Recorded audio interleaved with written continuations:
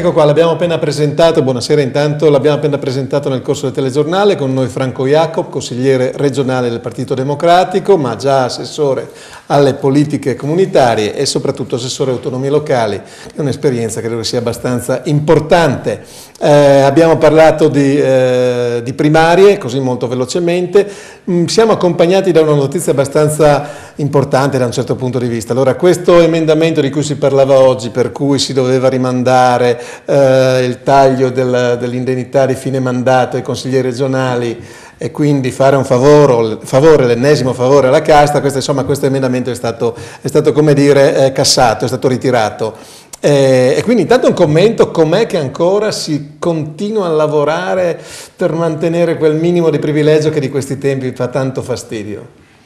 Beh, diciamo che io ho appreso dalla stampa l'emendamento e devo dire che questo è veramente era un dato tecnico, poi capisco che al momento di oggi è difficile distinguere il dato tecnico da quelle che sono appunto difese di caste o di privilegi.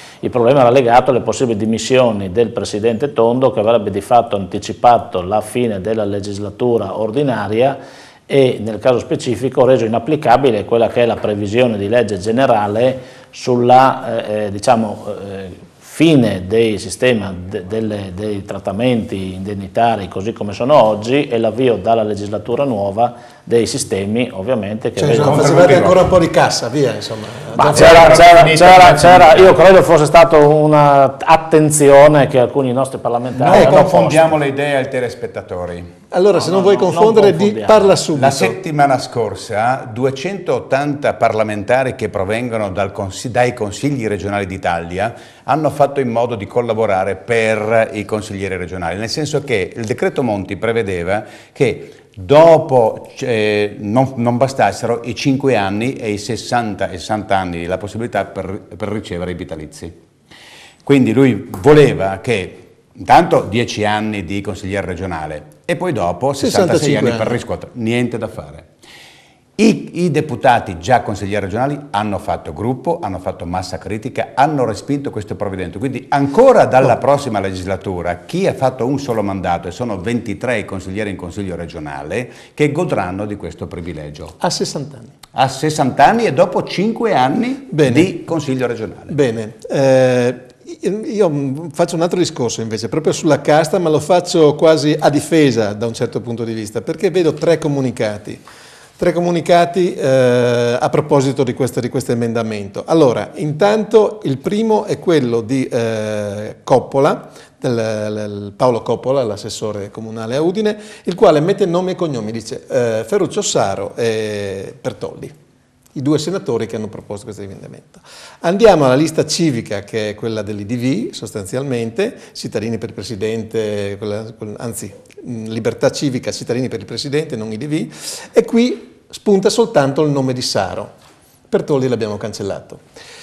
Infine, l'ufficio stampa della CGIL del Friuli Venezia Giulia dice che l'emendamento era bipartisan, non aveva né papà né mamma, era bipartisan. Allora, in questo senso, secondo me, nella progressione si va alla casta, perché non ci sono né nomi e cognomi, né tantomeno si può identificare chi sono quelli che fanno i furbetti. Cosa dice Jacob? Beh, io credo che di condividere un dato ci vuole trasparenza, ci sono delle iniziative legislative anche a tutela, a difesa di alcune situazioni preesistenti che sono quelle legate appunto alla dimensione anche di indennità piuttosto che di... Ecco, credo sia giusto che chi fa queste iniziative sia ovviamente riconosciuto, quindi trasparenza perché è la base di partenza, per fare anche un ragionamento serio, perché non è nemmeno giusto criminalizzare a priori. Facciamo un discorso serio, mettiamo le cose come stanno, ognuno si assume la propria responsabilità, ecco, e ognuno porta anche le proprie ragioni. Facendo nomi e cognomi, sì, però evitiamo quel fenomeno di tutte le erbe un fascio, certo, no? Certo, e quindi sappiamo che ringraziare. Prego. Che purtroppo ci arrivano questi segnali da Roma, no? Questo è il problema. Noi che siamo autonomisti, siamo i più bravi, libertà e autonomia, eccetera, federalismo, stacchiamoci. Da Roma ci dicono state spendendo troppo, cultura, sanità, eccetera, insomma. E ci dicono, guardate, consiglieri regionali, troppi soldi, Troppi soldi, troppe spese, cioè i finanziamenti ai partiti, rimborsi elettorali, rimborsi anche stradali, dall'abitazione al Consiglio regionale, malgrado il Consiglio si riunisca, quante si riunisce? 3 volte al mese? Dipende, le sessioni. 3 giorni? Adesso sì. Ci sono Adesso sì. 3 giorni, oppure se ci sono le 2 sessioni, come quelle di bilancio, eccetera. Il mese di dicembre si però avete riunirà comunque il 8 rimborso volte. spese, il rimborso viaggi. Ci sono le no? commissioni, ma però se voi possiamo state a letto... possiamo aprire un confronto. Allora, ma il problema perché non già è da quello, tempo il problema è questo, che insomma, cioè, siamo- arriva da altri, perché non farlo prima? Perché aspettare che ce lo dicano gli Ma altri? questo Consiglio regionale, come è stato ricordato, tra l'altro anche dal Presidente Tondo, quindi diciamo il rappresentante primo del Consiglio stesso, ha ricordato proprio all'incontro delle Camere di Commercio di ieri, ha ricordato come questo Consiglio regionale sia uno dei pochi, se non l'unico in Italia, che ha votato a riduzione del Consiglio e che di fatto non andrà alle elezioni anticipate per garantire l'applicazione della norma sulla riduzione, 20% in meno. È il Consiglio che ha applicato tutte le riduzioni imposte per legge ai provvedimenti, è il Consiglio che, ricordo, ha come dato di finanziamento complessivo ai gruppi consigliari, con i quali si paga anche le fotocopie fatte in Consiglio regionale a favore dei lavori del gruppo, aveva in bilancio 2 milioni dimezzati a 1 milione per tutti i 60 consiglieri, non consiglieri, per i gruppi di cui fanno parte 60 consiglieri. Ricordo che nella Regione Lazio il famoso Fiorito, da cui è partito Batman, lo scandalo, ha messo in tasca sua 1.200.000, in tasca sua, sul proprio conto corrente.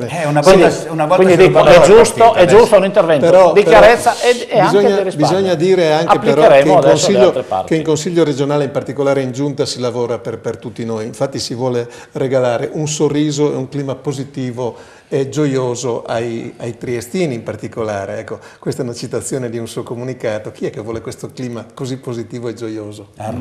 Questo è stato un motivo, direi, non di polemica, ma di... Cioè io ho letto un comunicato nel quale l'assessore Seganti presentava a Trieste una iniziativa, le luminarie a Trieste finanziate con fondi regionali. Ora, io non entro nella logica della polemica di Trieste, ma le motivazioni che erano alla base di questo, oltre al fatto che appunto l'assessore Seganti non è un assessore comunale di Trieste, è un consigliere di Trieste, quindi se fa politiche dovrebbe farle in dimensione regionale, non in dimensione locale.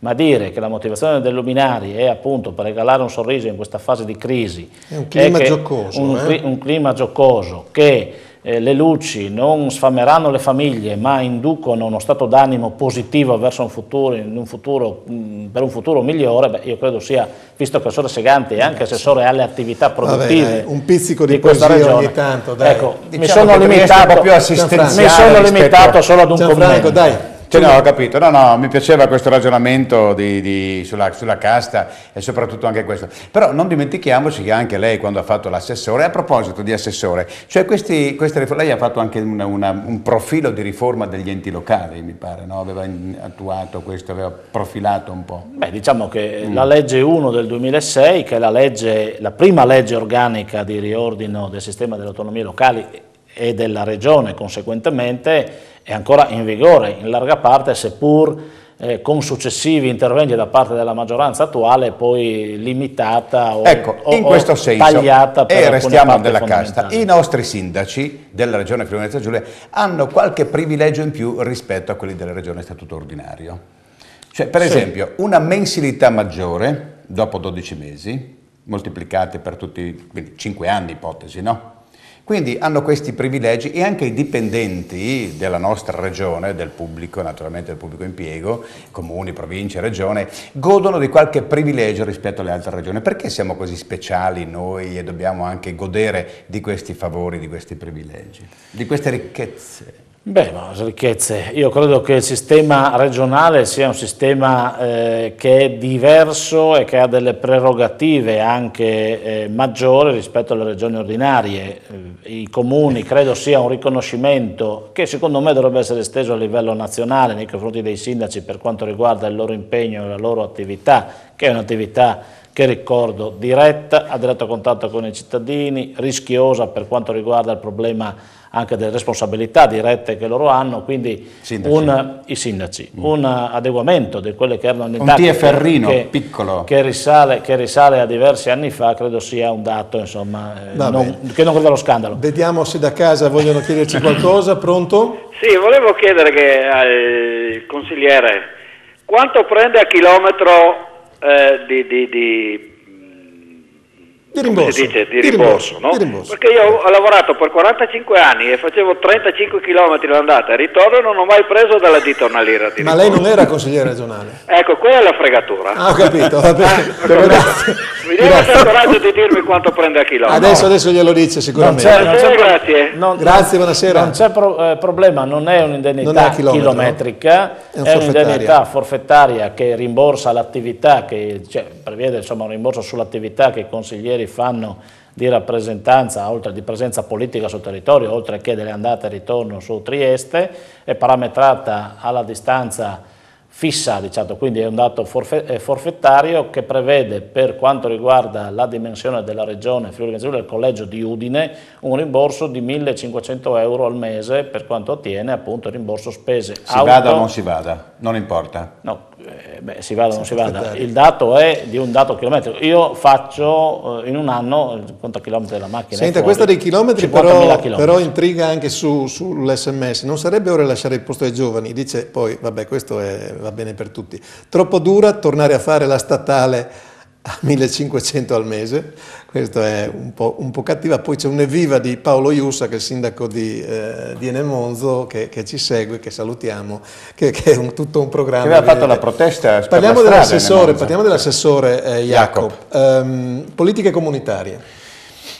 Una cosa sono i ritardi, l'impossibilità di mettere a frutto un volano formidabile che lei ha denunciato più volte. La seconda cosa, che è una questione che prima o poi affronteremo anche qui a Telefriuli, è la questione dell'ufficio di rappresentanza di Bruxelles, dove mi dicono che ci sono persone che sono più pagate degli altri, sono più uguali degli altri, e dove mi dicono che il fare sistema per la regione non sia proprio una priorità. Le due cose. L'utilizzo dei fondi comunitari, quello è un dato fondamentale per salvaguardare insomma, una tenuta della regione. Sappiamo che queste risorse erano risorse destinate e impiegate soprattutto per sostegno alla ricerca, innovazione e sviluppo. Ci sono stati ritardi importantissimi, ci sono clamorosi, perché ricordo solo un dato. I 22 milioni a disposizione per quanto riguarda il sostegno, legge 4, canale comunitario, il 4 Bertoscio, ma sostegno, innovazione e ricerca delle imprese, ha visto le domande di bandi nel 2010, dopo l'emanazione dei bandi, dopo che appunto il programma parte nel 2008, ma soprattutto vede ancora oggi graduatorie non esaurite e i fondi dopo 2 anni che stentano ancora ad essere assegnati. Mi sono appuntato 350 imprese che aspettano l'erogazione del contributo. Sì, nel caso specifico no, c'è la combinazione tra la Bertocci, c'è 2 canali, quello regionale e quello comunitario. Nel canale comunitario ci sono 140-150 domande che aspettano in graduatoria di essere finanziate. Sono progetti di innovazione e di sviluppo del nostro paese. Ci dica qualcosa di questa sede di Bruxelles, è utile, funziona, costa troppo? No, la sede di Bruxelles interagisce, fa lobby, non lo fa? Allora, la sede di Bruxelles è una presenza fondamentale in Europa. Avevamo avviato un progetto che riguardava proprio un coinvolgimento delle comunità, un coinvolgimento delle realtà che in parte ancora funziona, le università piuttosto che le camere di commercio, insomma, piuttosto che le attività della regione hanno. Serve per fare presenza con una dotazione organica limitata, perché si parla di 3 unità, insomma 4 unità complessivamente in quella sede, che hanno un'indennità ovviamente legata alla permanenza in un paese straniero e alla necessità ovviamente in quel paese straniero di poter 4/5.000?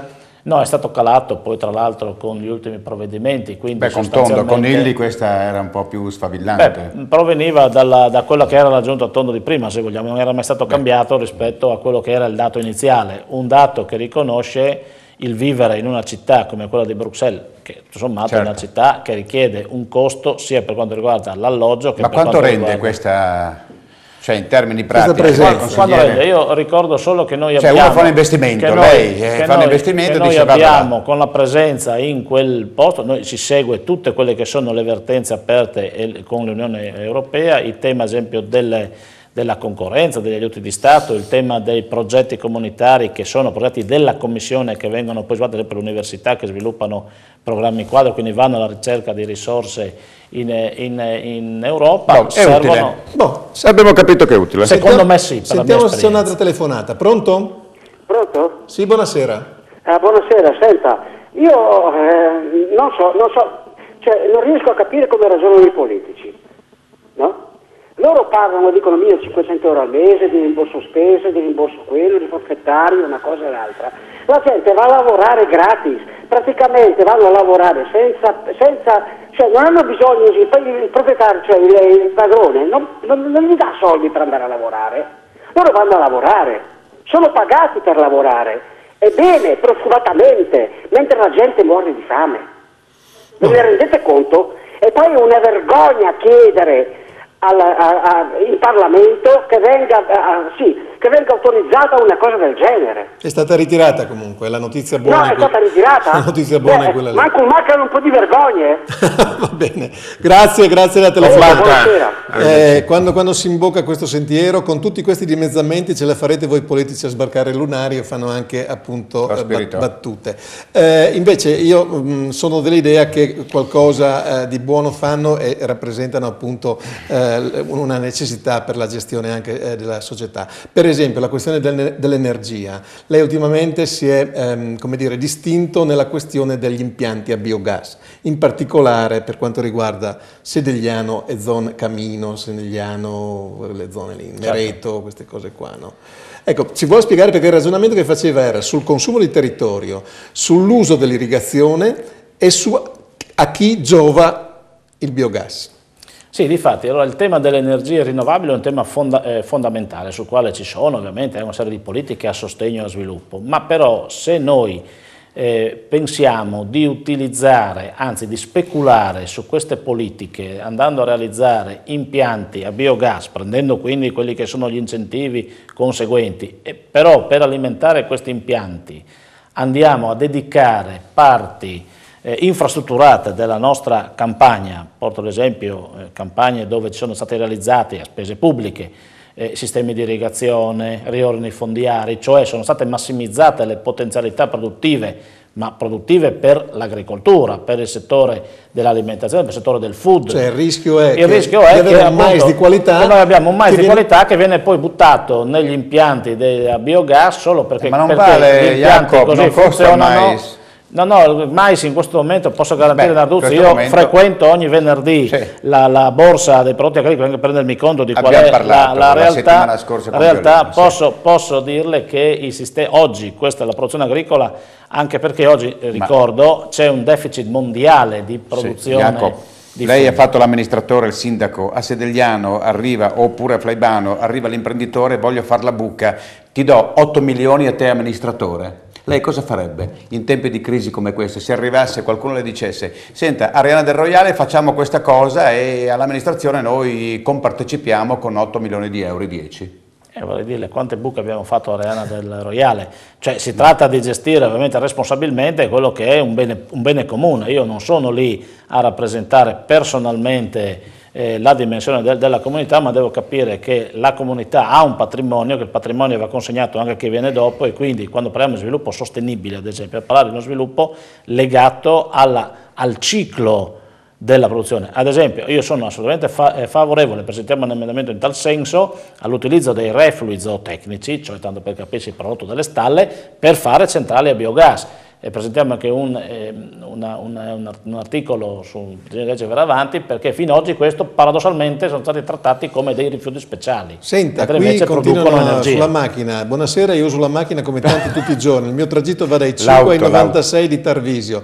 Se mi dessero 1.500 euro me ne avanzerebbero almeno 1.100, e questo è il conto della spesa. Infatti adesso viene spesa. Viene azzerato tutto, quindi risponderemo in termini positivi a tutte queste anche rimborsi ai partiti. Giuste rimostranze. I rimborsi ai partiti c'è la norma nazionale, li ha dimezzati, adesso verranno rivisti. I rimborsi ai gruppi consigliari ricordo che vengono di fatto azzerati. Restiamo ancora sull'energia. La questione del piano energetico regionale è come la questione della tela di Penelope. Esatto, e andiamo a disfarla di notte quando cerchiamo di fare qualcosa di giorno.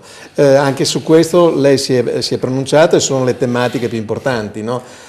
Allora, intanto la tempistica come dovrebbe essere e soprattutto che tipo di energia, di che tipo di energia abbiamo bisogno. Beh, noi abbiamo assistito ad una presentazione direi ambiziosa da parte del collega Colautti circa la necessità, e mancava di fatto, di un piano energetico, cioè di una valutazione complessiva del sistema energetico regionale con le fonti di rifornimento e con le fonti di produzione interne. In realtà alla fine, dopo 2 anni di appunto tela di Penelope, per cui durante il giorno si ragionava in un modo, durante la sera non si capiva bene perché, si ritornava indietro sulle posizioni, si è prodotto un risultato che è questa norma procedurale per ammissione dello stesso relatore e quindi una sorta di riordino della legislazione. Perché dico che è importante? Perché noi in questo momento abbiamo una regione che ad esempio ha visto proliferare dei sistemi di produzione energetica sostenibile, pannelli solari, fotovoltaici, attività appunto centrali biogas, e magari centrali che sono quelle a metano, quelle presenti a Monfalcone piuttosto che altre, che invece funzionano a regime ridotto perché poi l'energia, in qualche maniera la produzione di energia sul territorio è squilibrata. Abbiamo grandi linee in previsione di ingresso, non capiamo a chi servono, se solo a noi, se al paese, eccetera. Sarebbe interessante avere un'idea chiara della mappa energetica della regione con i consumi, anche per soddisfare le esigenze delle imprese e quant'altro, e d'altro canto anche un dimensionamento energetico per sviluppare le politiche di sostegno.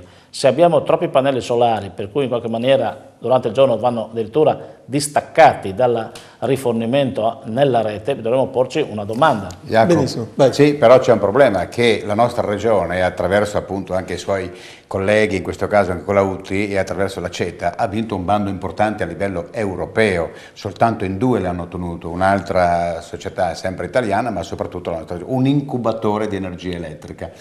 Secondo me è stato un successo straordinario, si tratta soltanto di mettergli in mano le ruote e farlo partire, però questo è stato presentato proprio ieri. Sì, ma io riconosco anche i risultati positivi. Posso dire che io apprezzo l'attività, ad esempio, del collega Colautti, presidente di commissione, è una persona che si impegna. Il rigassificatore, cosa forse altri allora? meno. Ecco. Del rigassificatore di Trieste. Beh, il rigassificatore di Trieste rischia di essere uno di questi oggetti, di questi argomenti, no, di cui se ne parla spesso senza conoscere bene nemmeno le motivazioni. Da quello che io posso conoscere, anche per mia passata esperienza in giunta, quando si è cominciato a parlare di questo tema,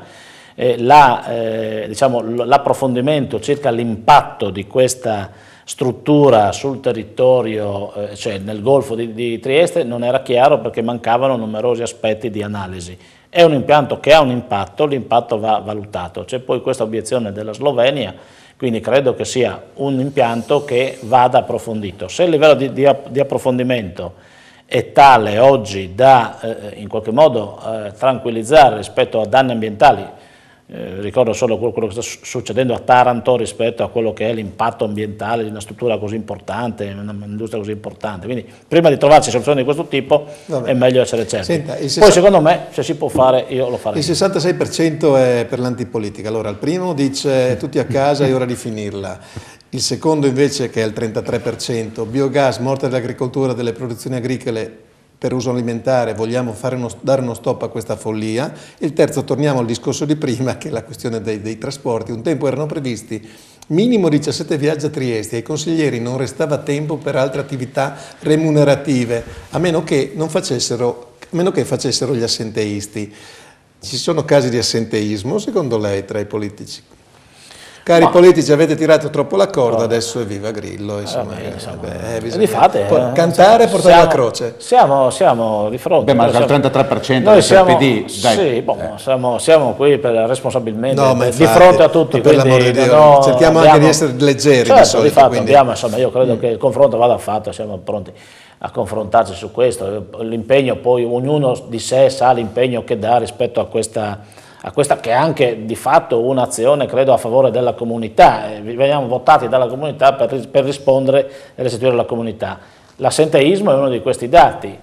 Io sono collocato obbligatoriamente in aspettativa quale dipendente pubblico nel momento in cui assumo una carica elettiva come questa, quindi anche volendo non potrei fare. Ci sono i liberi professionisti che possono continuare, lo stesso Assessore De Anna o il collega Lupieri, continuano in qualche modo a esercitare la professione di medico, cioè servendo i loro pazienti, quindi in qualche modo riescono a rendere compatibile.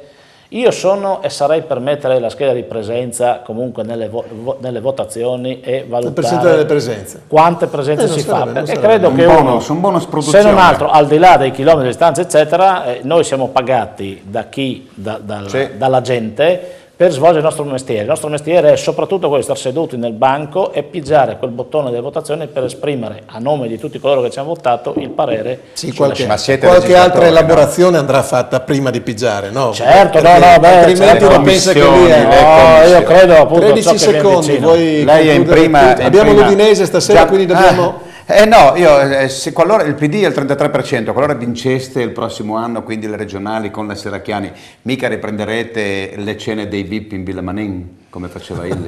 Ma non lo so, io non ho i problemi, non sono mai stato a una cena VIP a Villa Manin, era un modo per promuovere la regione, credo che dovremmo trovare comunque dei sistemi per promuovere la regione, magari senza cene, con più concretezza e capacità di scelta. Si potrà votare il ballottaggio anche chi non ha votato al primo turno? Per Renzi? Per votare le regole imposte, torniamo all'inizio, le regole imposte dicono uno deve deve presentare la giustificazione. Allora, grazie a Franco Iacob per la franchezza e anche per la disponibilità a rispondere a tutti i temi. È stato colui il quale ha sforato meno di tutti, 42 secondi, e quindi lo ringraziamo e lo reinvitiamo per una prossima volta. Grazie a voi. Grazie, Iacob, grazie. Arrivederci, buonasera. Viva l'Udinese.